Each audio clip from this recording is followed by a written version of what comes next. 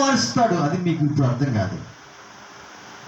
అమ్మో ఎట్లా వెళ్ళపోతే ఎట్లా, అమ్మో ఎలాగా నేను బతుకుతావా, నేను బ్రతకగలుగుతానా, చేయగలుగుతానా అని అనుకుంటా ఉంటాం ఒక్కొక్కసారి. కానీ దేవుడు అంటా ఉన్నాడు, మీరు నా పని చేయండి, అప్పుడు నేను నీ పని చేస్తానన్నాడు.